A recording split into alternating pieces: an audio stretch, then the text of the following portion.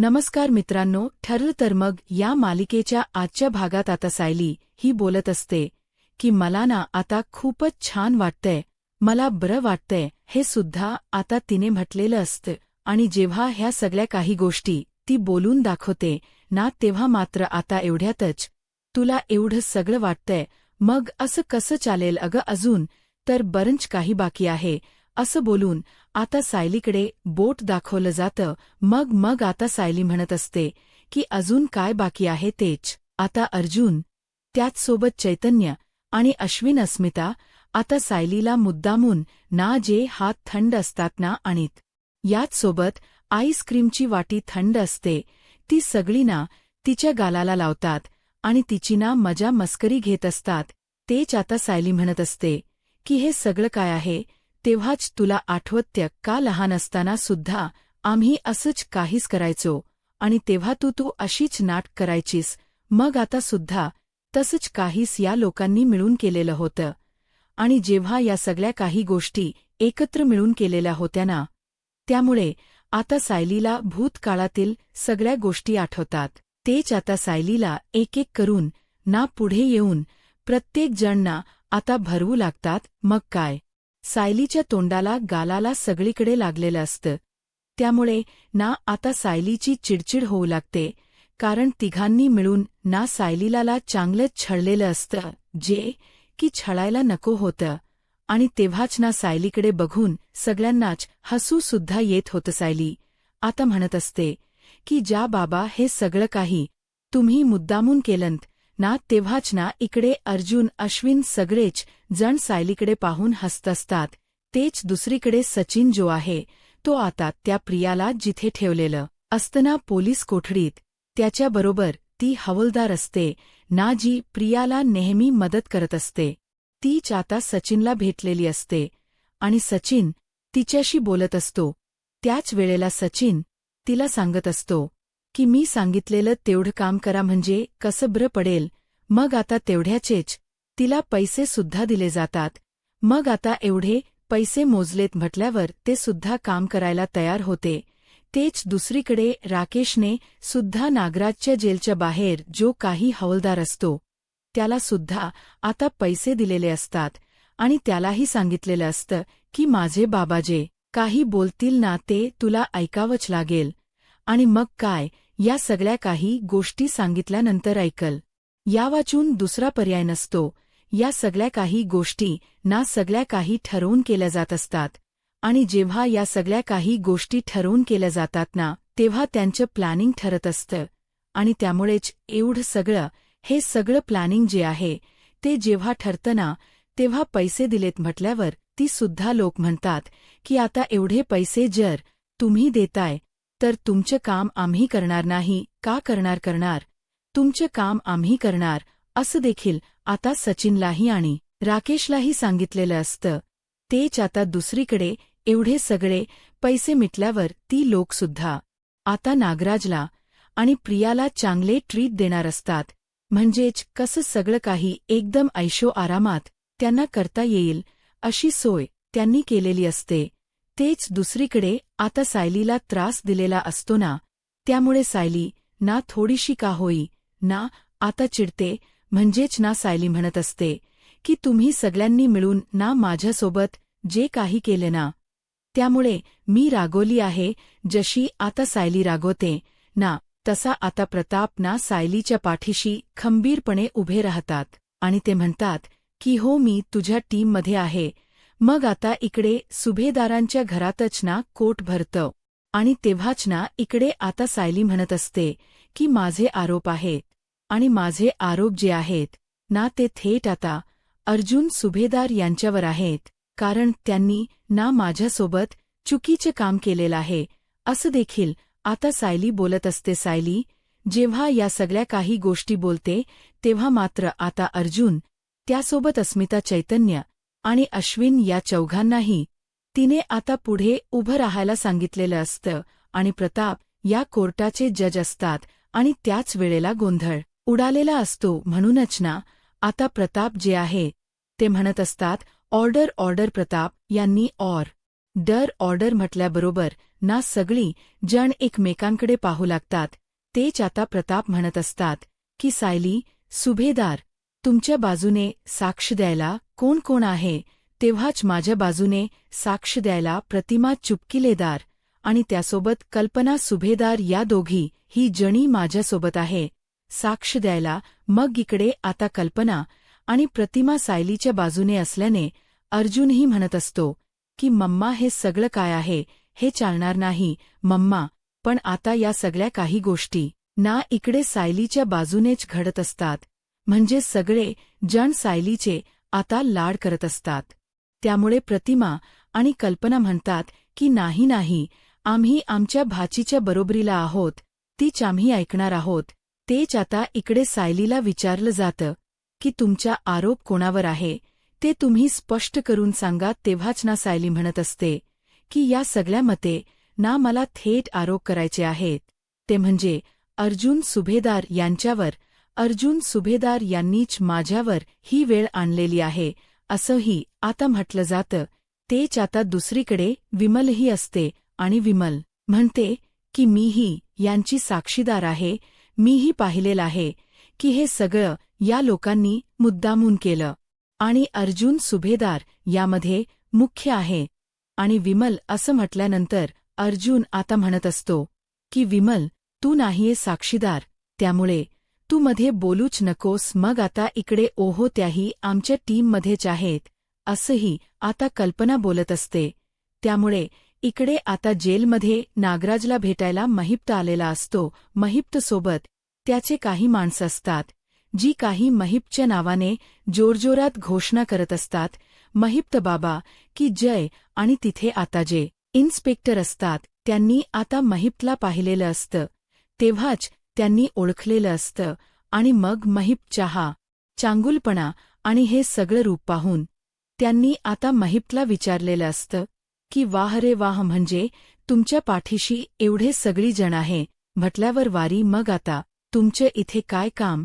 तेव्हा ना आम्हाला आमच्या मित्राला सुद्धा चांगल्या वाटेवर न्यायच आहे आणि त्याला सुद्धा चांगले काही उपदेश द्यायचे आहे.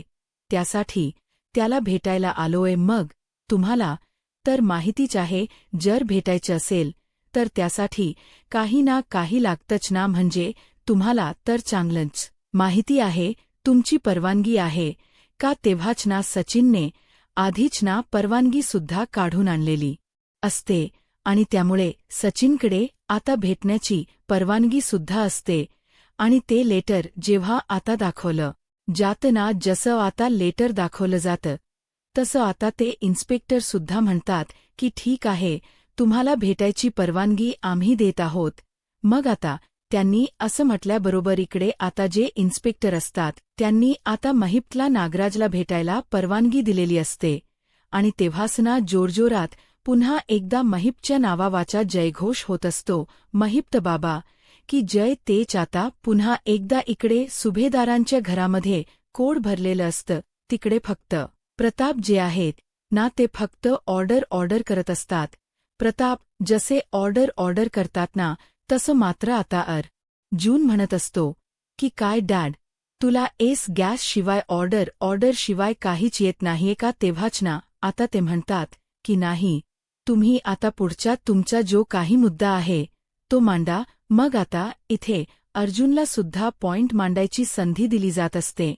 तेच इकडे कल्पना प्रतिमा या सगळ्यांना हसू येत असतो, कारण आज सायलीमुळे घरात आनंद असतो आणि त्यांची तन्वी त्यांना सुद्धा पुन्हा भेटलेली असते.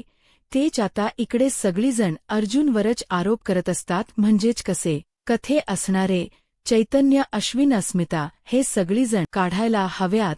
100 उठाबशा काढायला सांगितल्यामुळे ना आता मात्र इकडे म्हटलं जातं की काय 100 उठाबशा? अर्जुन म्हणत नसतो की बायको जरा तरी माझ्यावर दया कर, पण इकडे आता अर्जुनवर सायली बिलकुलही दया वगैरे करायला तयार नसते. ती सरळ सांगते की नाही, 100 उठाबशा तर तुम्हाला काढाव्याच लागतील. मग आता 100 उठाबशा काढायला सांगितल्याबरोबर इकडे मात्र आता अश्विन त्यासोबत चैतन्य अर्जुनला सांगत असतात की आता एवढं सांगितले तर 100 उठाबशा काढायला सुरुवात कर, चल. मग आता वेळवाया घालवू नको असं देखील आता बोललं जात असतं. मग इकडे आता सायलीने सुद्धा मुद्दाना अर्जुनला 100 उठापशा काढायला सांगितलेल्या असतात. कल्पना म्हणत असते की आता या सायलीने ह्याला उठाबशा तर काढायला सांगितल्यात, पण मला असं वाटतं ना की हा काही उद्या उठत नसतो, याला धड चालताही येणार नाही. तेच आता इकडे सगळे जण मुद्दामून ना तो उठाबशा काढत असताना ना मजा घेत असतात आणि त्याला म्हणत असतात की बाकी आहे, अजूनही 3च झाले. मग इकडे सायली आता त्याच्याकडे पाहून हसत असते. तेच दुसरीकडे प्रियाने आता प्लॅनिंग केलेलं असतं आणि प्रिया म्हणत असते की आपल्या सगळ्यांना ना एकत्र राहण्याची गरज आहे आणि जेव्हा आपण एकत्र असू ना टीम, तेव्हाच आपण या सगळ्यांमध्ये काहीतरी करू शकतो. मग तुम्हा लोकांना काय वाटतंय, आपण जर वेगळे वेगळे राहिलो ना तर सायली अर्जुन ना आरामात जिंकतील, पण त्यांना ना उद्ध्वस्त करायचे आहे. बघा आता महिप्त म्हणतो की मी सुद्धा तुम्हा लोकांना हेच सांगतोय की आपल्याला एकत्र राहायला आणि एकत्र असतानाच ना आपण काहीतरी करू शकतो. त्यासाठी त्या सायली आणि अर्जुनला जर पूर्णपणे नष्ट करायचं असेल ना तर आपण 5ही जण एकत्र असायला हवं असं त्यांचं ठरतं. मग जेव्हा या सगळ्या काही गोष्टी ठरलेल्या असतात तेव्हा मात्र आता सचिन आणि त्यासोबत प्रियासुद्धा या सहदेमध्ये सहभागी होतात आणि आता यांचं ठरतं की आपण 5 जण आहोत. नागराज म्हणत असतो की इतके दिवस मला त्या माझ्या भावाची प्रॉपर्टी हवी होती, ती भेटली नाही, पण आता तरी काही झालं तरी मी या सगळ्यातून हार मानणार नाहीये. त्याचबरोबर इकडे प्रिया जी आहे ती सुद्धा तीच मत मांडत असते.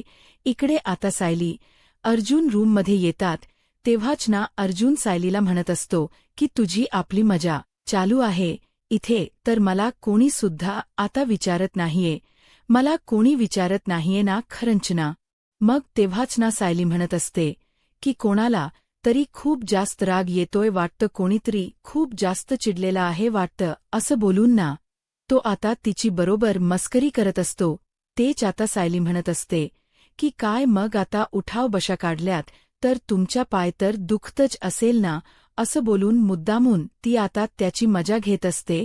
तेव्हाच ना अर्जुन म्हणत असतो की बायको, तुझं आपलं हे बरं आहे, मला मस्त सगळ्यांसमोर उठाबशा काढायला लावल्यास. आणि मग आता त्या दोघांमध्येही ना थोडे आता अशी भांडण होत असतात.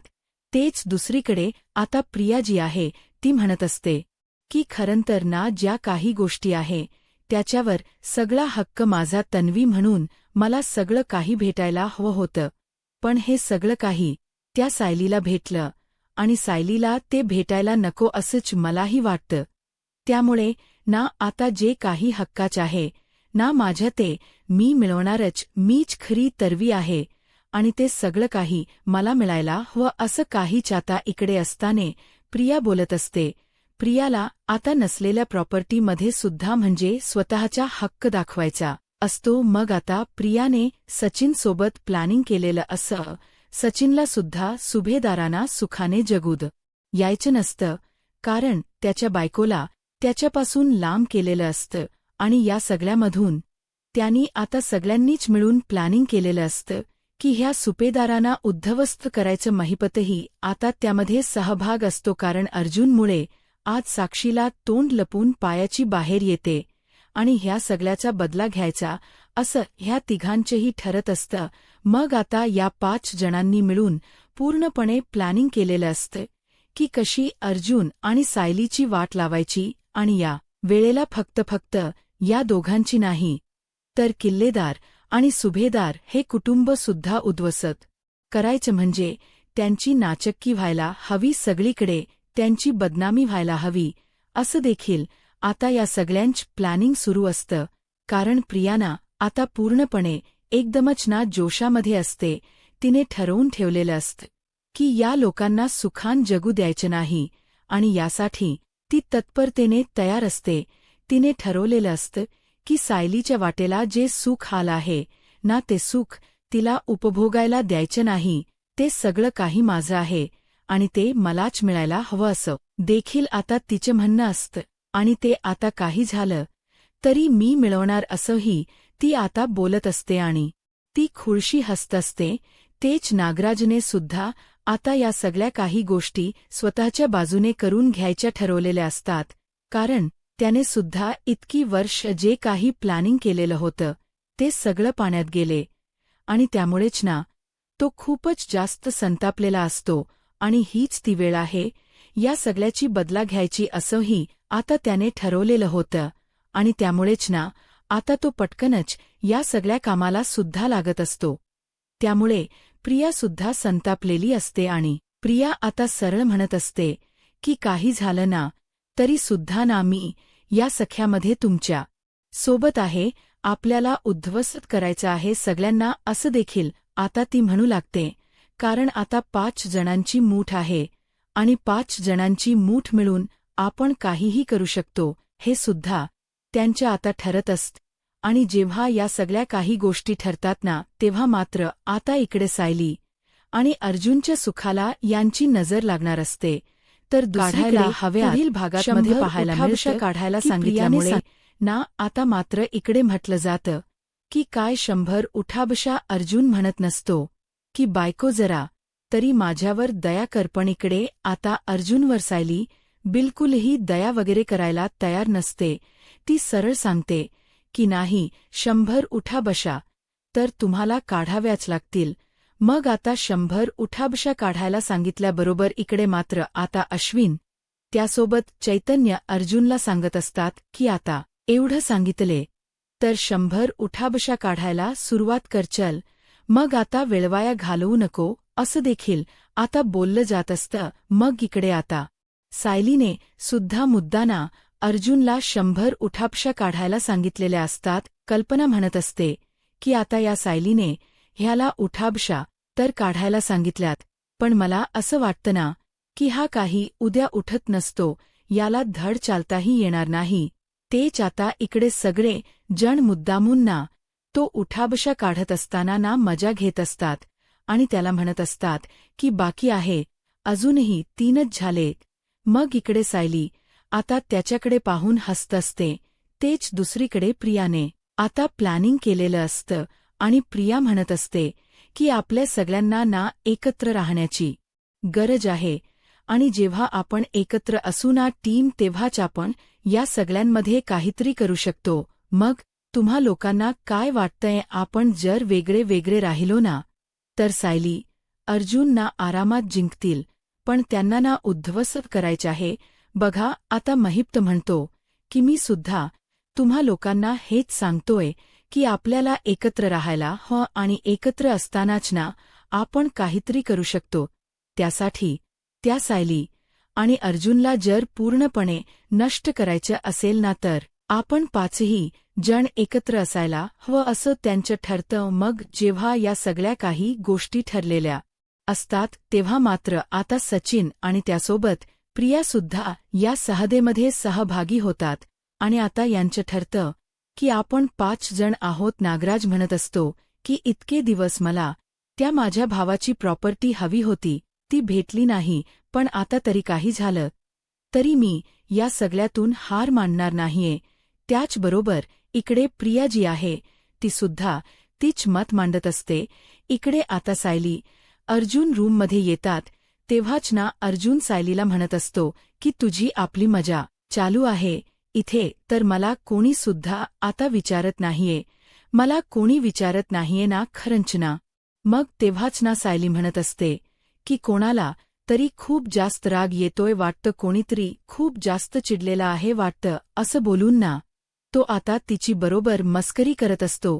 तेच आता सायली म्हणत असते की काय मग आता उठाव बशा काढल्यात तर तुमच्या पाय तर दुखतच असेल ना, असं बोलून मुद्दामून ती आता त्याची मजा घेत असते.